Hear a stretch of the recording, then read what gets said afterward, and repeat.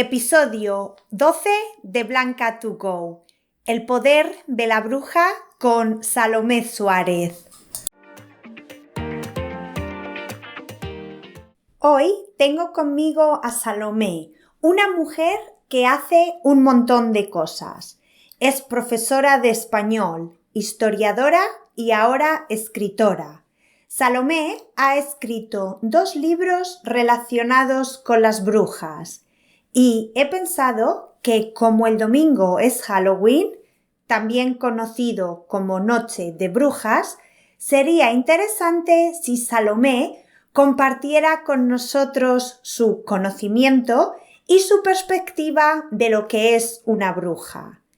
Así que, si estáis preparados, os dejo con la entrevista que hice a Salomé. Espero que la disfrutéis. Hola Salomé, lo primero, muchísimas gracias por estar esta semana con nosotros. Estoy súper contenta de poder charlar contigo. Ya he dicho en la intro que eres súper polifacética, eres historiadora, profesora, escritora, pero me gustaría que lo escucharan de tu boca. ¿Puedes contarnos un poquito sobre ti? Claro, bueno, hola Blanca, muchas gracias. Bueno, mi nombre es, como dijiste vos, Salomé, yo soy de Argentina y sí, polifacética podríamos decir, ascendente luna en Géminis, así que tengo todo para hacer de varias cosas. Y hoy por lo general me defino entre todas esas cosas básicamente como historiadora y escritora, y especializada más que nada en el tema género. Y bueno, un poco los libros míos tratan de mostrar la imagen de la mujer y la bruja a lo largo de la historia, tanto en la historia como en los cuentos de hadas. Y bueno, estudié en la Universidad de Buenos Aires y estuve viviendo en los Estados Unidos, trabajé en cine también, soy guionista de cine y estudié en la escuela Guionarte y también en la escuela Laboratorio de Guión y participé en 2 films, en el film Bruja, la película, con actores muy buenos como Erika Rivas, Miranda de la Serna, que es la hija de Rodrigo de la Serna, Palermo, en de papel, y bueno, Erika es la ex mujer de Rodrigo también, así que, y después trabajé en El Prófugo también con Erika en 2019, que participó del Festival de Berlín.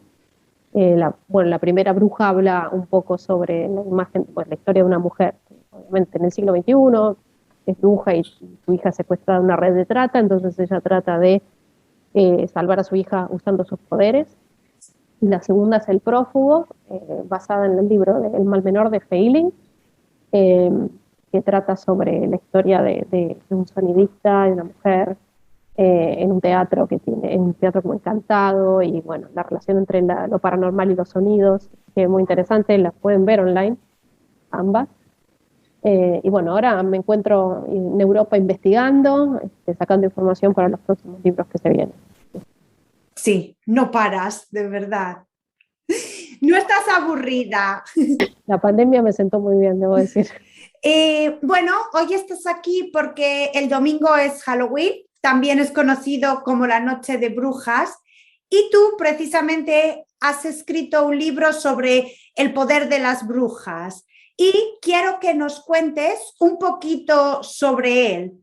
Pero para empezar, quiero que empieces por describir lo que tú consideras una bruja, porque cuando la leí en el libro me pareció interesante y quiero que lo compartas. Bueno, para mí, bruja, yo lo podría definir como una mujer de talentos. ¿Sí? De por sí, la etimología de la palabra bruja, para algunos historiadores, no para todos, tiene que ver con la palabra ver, ouya, O-U-X-A, que en idioma celta antiguo significa muy alta.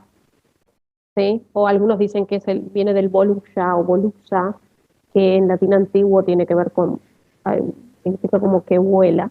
¿Sí? Pero para mí, más allá de esa definición que conocemos tanto en los cuentos de Disney o los cuentos de hadas, como en la vida cotidiana, lo cual decimos, es una bruja, o una persona mala, qué bruja. Para mí, bruja es una mujer sabia, es una mujer de poder, una mujer, propiamente dicho, me refiero a la bruja como género femenino, porque también hay brujos, pero como la historia siempre gira en torno o sea, la mayoría de los casos que tenemos registrados de juicios y persecuciones es contra la mujer.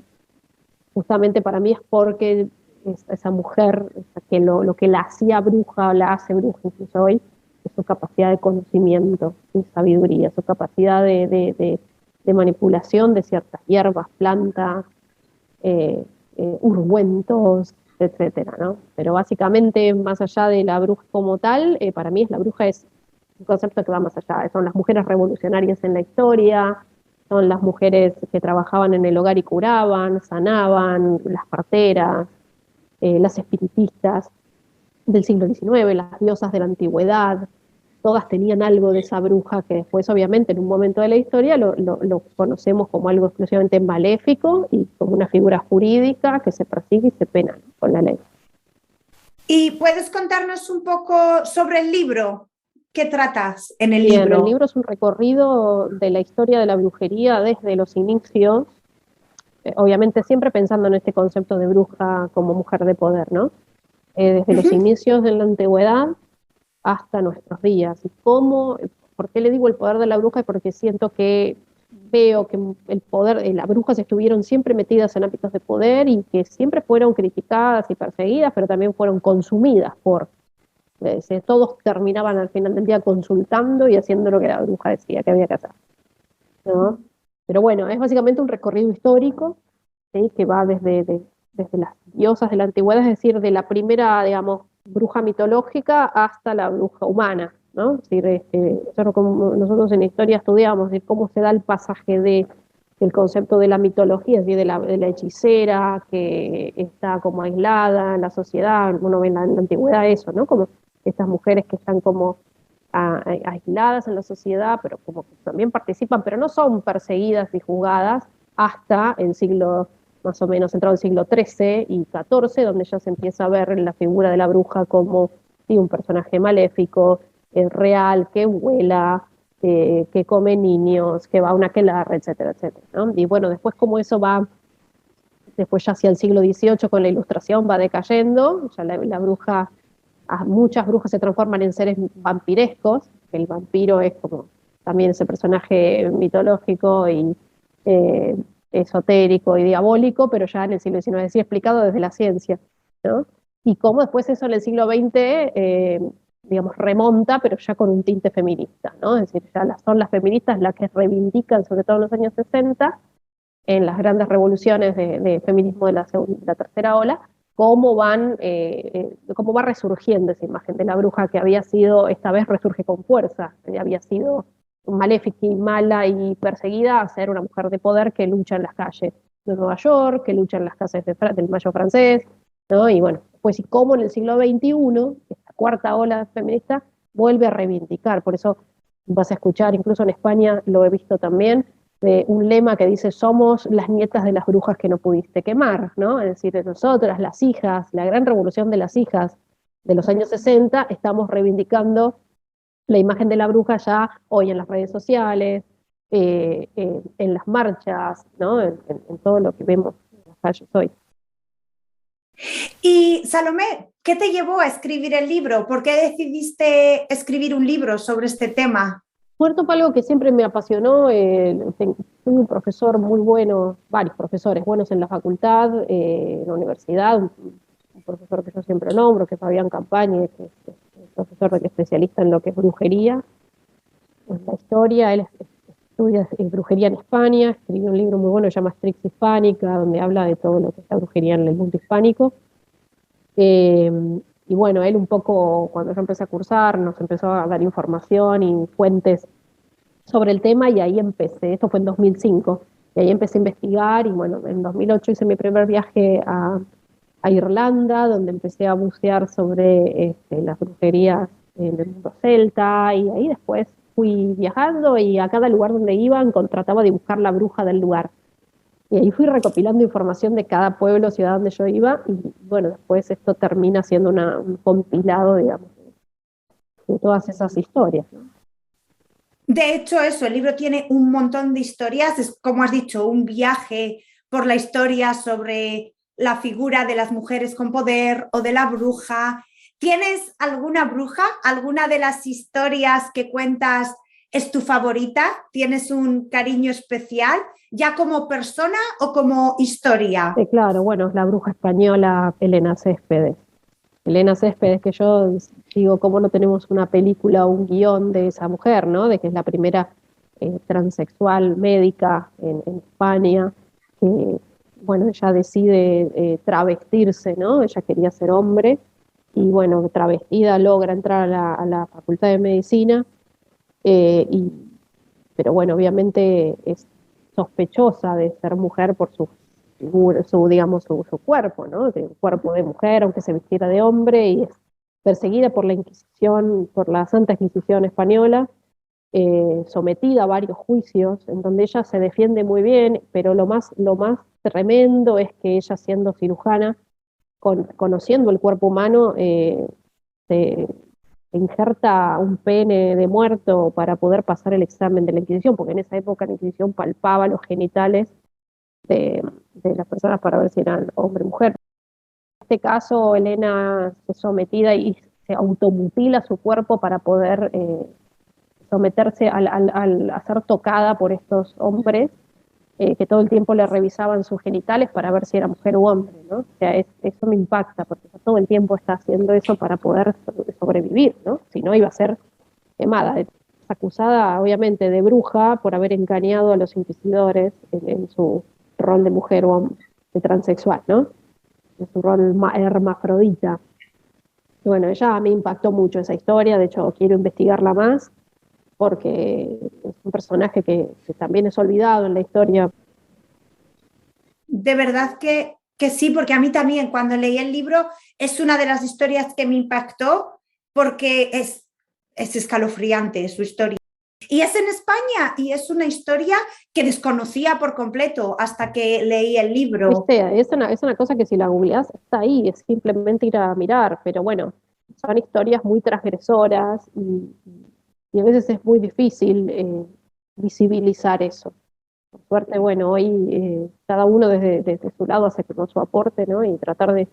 Bueno, muchas personas descubrieron a Elena a través del libro y digo, ¿cómo puede ser que hay, aparte hay un libro publicado de ella, de su historia, que dos historiadores españoles, y nadie prestó atención Desconocido, sí. para saber de ella? Fascinante personaje, muy culta, una mina que con vocación de servicio, que se casó con una mujer y que peleó por su matrimonio, y vemos cómo en los juicios su esposa, María del Caño, todo el tiempo trata de defender a su compañera. Es impresionante cómo estas dos mujeres van surfeando, por así decir, el interrogatorio, ¿no? Que debe haber sido complicado.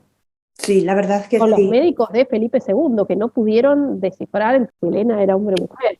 Imagínate qué humillación para el médico real del rey no haber podido descifrar, ¿no? Por eso, obviamente, Elena es juzgada por brujería, por eso.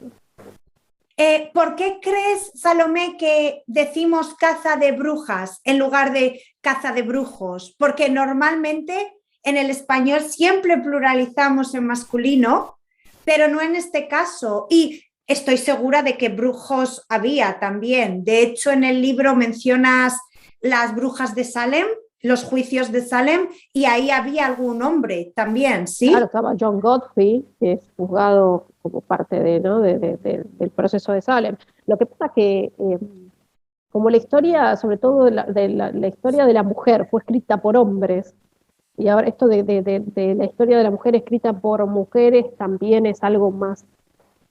Ya no tenemos muchas historiadoras en el siglo XIX o XX, como sí las tenemos hoy en el siglo XXI, que están hablando desde una perspectiva de la mujer. Siempre la interpretación de, ya sea Jules Michelet, que es un historiador francés que habla de la bruja, es una interpretación masculina, una visión patriarcal de la historia de las mujeres. Entonces, la bruja siempre estuvo asociada con la mujer. De hecho, es cierto, porque hay, por lo menos en los registros históricos, son mayoría mujeres, pero eso no quita que no hablemos de los hombres también, ¿no?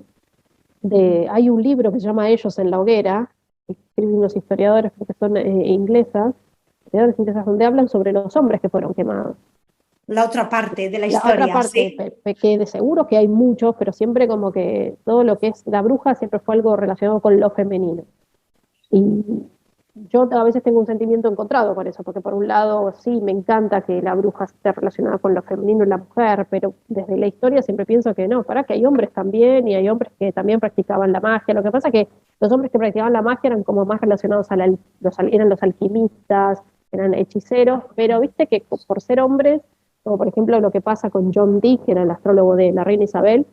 John Dee era un tipo prestigioso en la corte de Elizabeth. Esto fue más o menos en 1550, 1560 en la Inglaterra anglicana, y era un gran astrólogo, cabalista, un tipo que sabía muchísimo sobre todo lo hermético, pero como era hombre, no era perseguido y además la reina confiaba mucho en él, pero por su condición de hombre no fue perseguido, como podría haber sido si una mujer hubiese sido eso, hubiese hecho eso, probablemente hubiese sido una bruja. La realidad es que si vos te pones a pensar en la historia, cómo es que la bruja se termina, por qué hablamos de una casa propiamente dicha de brujas y por qué la bruja termina relacionándose con la mujer, viene más o menos, como yo te decía, desde el siglo XIII, cuando surgen las herejías de los personajes como los cátaros o los valdenses, Papa, que es muy conocido, que es Inocencio VIII, que es el primero, que ya para el siglo XV lanza una bula, una normativa papal en donde empieza a hablar de lo demoníaco y lo real en las brujas. Y ya las brujas no son personajes fantasiosos, sino que son reales, son parte de una conspiración y hay que eliminarlos.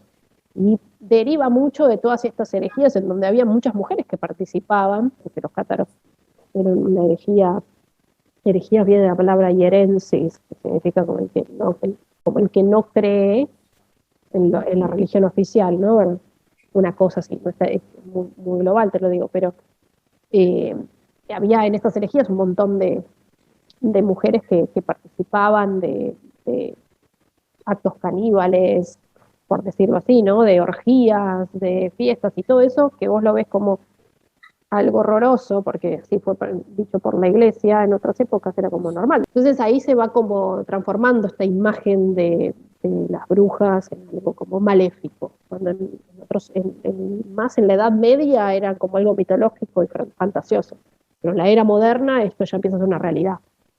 Pero siempre es como ligado a la mujer, básicamente por la misoginia que tiene. Ahí tenemos el libro El Maleus Maleficarum, que es el martillo de las brujas, que es creado por Henry Kramer y Sprenger, dos monjes dominicos mandados por Inocencio VIII para perseguir a las brujas, ¿no? Y en ese libro es donde vos ves exclusivamente la brujería relacionada con la mujer. Brujería, mujer, satanismo, brujería, mujer, satán, ¿no? O sea, donde se hace alusión muchísimo a las viejas diosas como Selena, como Hécate, como Artemisa, también a las lamias y a las arpías que eran como agentes de esas diosas, que comían niños, y todos esos personajes que vos después los ves en los cuentos de hadas. Relacionados, Claro, ¿sí? claro, claro, porque una cosa te va llevando a la otra. Unas eran brujas reales y las otras eran fantasiosas, pero producto de toda esa realidad, ¿no? Sí. Hablando, has mencionado los cuentos de hadas y además del poder de la bruja, has escrito un segundo libro que es Cuando el príncipe azul destiñe, que habla sobre las brujas un poco más en los cuentos que nos contaban de pequeñas, ¿sí? ¿Nos puedes decir también de qué habla ese libro? ¿Cuál es la perspectiva? Bueno, ese libro un poco lo que es una deconstrucción, ahora que está tan de moda esa palabra, es una deconstrucción de los cuentos de hadas, es decir, de la realidad de los cuentos de hadas. También un poco es un libro de clima de época, digo yo, en donde los príncipes azules se destiñen, y cuando digo se destiñen es porque en realidad cuando vemos la realidad de esos cuentos, como eran los verdaderos cuentos, los príncipes no eran nada rescatadores, eran violadores, eran asesinos, no lo que nos cuenta Disney, ¿no? Pero un poco lo que trato de hacer es una revisión histórica del origen de esos cuentos, como ver que Cenicienta era un cuento que venía de China, que hablaba de la opresión de las mujeres de clase alta, a las que se les hacía el pie de loto, que era achicarles los piecitos, porque cuanto más chicos fueran los pies, más de clase alta eran. ¿Por qué? Porque los pies grandes eran de las mujeres trabajadoras de los campos, y el trabajo estaba como mal visto en la aristocracia. Entonces el encajar en un zapatito era como encajar en un ámbito social, y eso después es lo que le pasa a Cenicienta. Cenicienta, si no encaja en el zapato, no pertenece al príncipe, ¿no? O sea, no pertenece a una corte real. Entonces, ¿cómo se nos educó en esta idea de encajar, de ser alguien en la sociedad a través del zapato, que el zapato en la historia es el símbolo del estatus, ¿no? Y así con muchos cuentos, y toda la connotación sexual que tienen esos cuentos, la imagen de las brujas como madrastras, es decir, acá otra vez, ¿no? La imagen de que la bruja mala se relaciona con la madrastra, porque en realidad la madre es lo que, ¿no? Es la verdadera. La bondad, sí. Claro, tenés las dos cosas, ¿no? Entonces es como también como educar a estos niños en esta idea de que, bueno, la madrastra no es buena, la madre es la real, pero la madre siempre muere, que era la madrastra. Siempre encontramos eso, ¿no? Y esto de que todas las heroínas de Disney no tienen nombre, son todos adjetivos. Es verdad. Una es la Bella, la Cenicienta, Blanca Nieves, pero ninguna la conocemos por su nombre, y al príncipe menos. Encima los príncipes en este sistema patriarcal están invisibilizados, no los conocemos, solo vienen a rescatar y se van. Entonces, también este sistema patriarcal también es opresor de los hombres. ¿Sí? O sea, nosotros siempre decimos que la idea de estas deconstrucciones es también para que el hombre se relaje y aprenda a llorar, se libere, use colores que quiere usar, no tiene que estar todo el tiempo rescatando, que si no quiere rescatar está bien. No, tampoco decimos eso porque siempre se educó a los varones en eso, ¿no? Que bueno, ellos vienen con el caballo y con la espadita y rescatan. Y la mujer siempre tiene que ser rescatada, ¿no? Entonces, como al deconstruir los cuentos los vemos desde su parte histórica, que es bastante macabra, hasta su parte psicológica también. Exacto, todo tiene un impacto. Y en eso entra la bruja como este personaje mitológico, pero también a su vez real, porque es un personaje mitológico desde que es la malvada, pero también es real porque es la madrastra. Es un poco y un poco. Sí, es eso. Es otra perspectiva de la bruja y otro papel de la mujer en la sociedad también. Exacto. Y creo que también estás trabajando en otro libro ahora. Bueno, antes me has dicho que en otros dos, ¿sí? Así es. Ahora estoy trabajando en uno sobre la crisis del 2001 en la Argentina, a motivo de los 20 años. Es un libro chiquito, cortito, no va a ser muy largo, espero. Y que nada tiene que ver con lo esotérico, pero bueno, es como digo yo, es como un hijo rebelde que tengo ahí. Y el otro libro sobre sociedades secretas, sobre cómo las sociedades secretas influyeron en las grandes revoluciones del mundo, ¿no? Desde la antigüedad hasta las grandes revoluciones en Hispanoamérica, en las conquistas de América, en la unificación italiana, la alemana, las primeras guerras mundiales, la Segunda Guerra Mundial, todo. Como fueron desde los gnósticos en la antigüedad hasta pasando por la masonería, por la carbonaria italiana, por Mano Negra. Sí, los diferentes grupos, ¿sí? Hoy en día, sí, el Opus Dei, los Illuminati y el Club de Bilderberg. Sí, genial. Pues antes de acabar, Salomé, no sé si quieres compartir algo más o... Bueno, no, la verdad que muy contenta de estar acá con vos, como siempre, una amiga. Y bueno, nada, espero que sigamos compartiendo más historias, que pueda ayudar a los alumnos a comprender desde el idioma español la historia, también hacer su propia historia, la historia de las brujas. Por supuesto, volverás porque hay muchas cosas sobre la Inquisición, las sociedades masónicas que quiero que compartas con nosotros también. Así estaremos para hacer alguna charlita capaz, para juntarnos y compartir conocimiento con los alumnos, claro. Exacto. Y vale, entonces antes de despedirte, Salomé, ¿nos puedes decir dónde te pueden encontrar?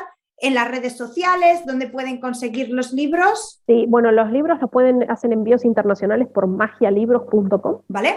De libros, voy a dejarte el link si quieres. Sí, lo pondré en la descripción. Así lo pueden adquirir. Los 2 libros se pueden adquirir, hacen envíos al exterior.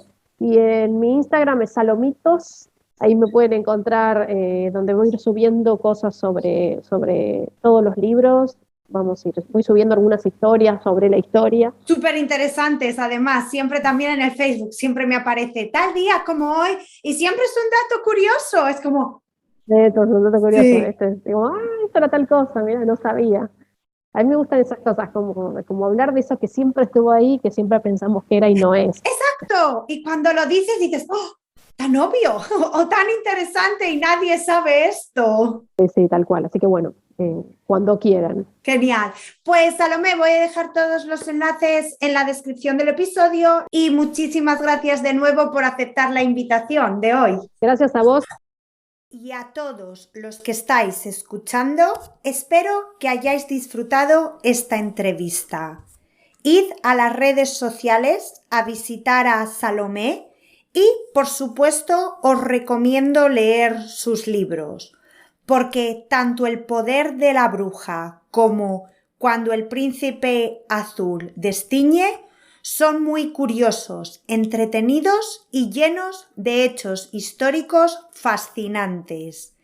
Así que, por supuesto, os los recomiendo a todos como manera de practicar vuestro español. Pero, para los que tenéis interés en la historia, es casi una obligación. Antes de acabar, recordaros que podéis descargaros la transcripción de la entrevista con Salomé, palabra por palabra, junto con las palabras de vocabulario y las expresiones del episodio de hoy en www.blancatogo.com. Ya sabéis que la transcripción viene también con una actividad extra. Podéis encontrarme en Instagram en @SpanishWithBlanca. Muchas gracias por escuchar el episodio de hoy. Y recuerda, si te ha gustado, darle una valoración en la plataforma de podcast donde estés escuchando para apoyar mi trabajo. Ahora sí que sí, un abrazo fuerte y hasta la próxima.